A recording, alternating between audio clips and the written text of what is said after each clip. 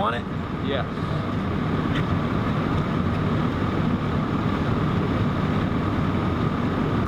If you could, just go with your name, spell it, which agency you're with. Steve Carapia, last name is spelled C-A-R-A-P-I-A, and I'm a sergeant with the California Highway Patrol Santa Fe Springs area office. Could you tell me a little bit, Sergeant, about where we are, what occurred, and about the time it occurred? Yes, at approximately 10:30 earlier this evening here at the intersection of Carmenita and Imperial, we received a call of a vehicle versus a pole. Our units responded to the scene and found obviously the vehicles that were involved here at the scene. Numerous parties suffered injuries here at the collision scene. Right now we're still trying to investigate what exactly happened. We're actually canvassing the area for video. We actually spoke to a lot of witnesses that actually either heard or saw the collision either at impact or right after the impact. Okay, I heard it could possibly be a fatal. Is it a fatal accident? As of right now, it is confirmed that we do have one fatality here on scene. Right now, we're obviously waiting for the coroner to respond out here and then do their investigation. But as of right now, it is confirmed one person is deceased that was in one of the vehicles that hit the pole. How many patients did you guys have transported to the hospital? And could you go a little bit about maybe the age or sex of the... I don't have the age of the occupants of the vehicles, but I do know that the vehicle that struck the pole was carrying 6 occupants, and right now possibly that vehicle, it was only designed to carry 5. So obviously we're looking into that type of stuff. We're looking into whether those passengers or occupants of the vehicle were seatbelted in the vehicle prior to the impact. But at this point, obviously, everything's still fluid. We're still trying to determine everything, exactly what happened with the crash. Speed or drugs, alcohol played a factor into this incident? The intrusion into the vehicle that struck the pole, it looks like speed may have contributed to this traffic collision.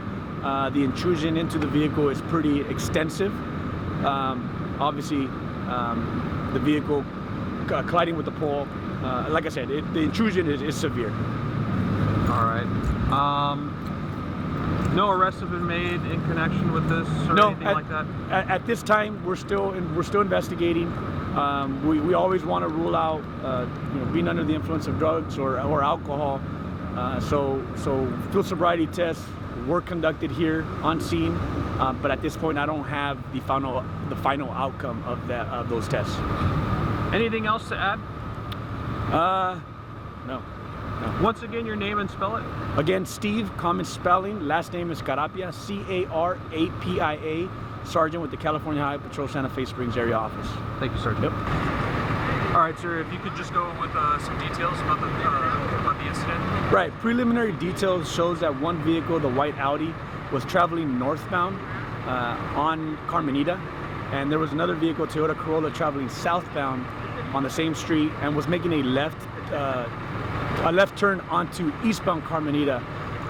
It seems like both vehicles made contact at one point, sending the white Audi out of control and into the pole. The intrusion into the white Audi was extensive, causing major injuries to several occupants inside the vehicle. All right, and no idea as of yet if drugs or alcohol were involved? Right now, drugs and alcohol wasn't did not play a factor? Right. Drugs and alcohol on one driver did not play a factor. Field sobriety tests were conducted here on scene and was determined not to be under the influence of alcohol and or drugs. In the white vehicle that went into the pole, is the driver the person that's deceased, or was it the passenger? I wouldn't be able to tell you which occupant suffered the fatal injuries. But what I can tell you is that there was 6 occupants in that vehicle, in a vehicle that's designed for 5 passengers. Gotcha. And obviously one of those people were not wearing their seatbelts, or were all of them wearing their seatbelts? At this point, we don't know. We don't know if all of them were wearing it, but having one more occupant than what the car is designed to do, obviously, I think it would be safe to say that either one was not wearing the seatbelt or they were wearing them improperly. Gotcha. All right, thank you, sir. All right.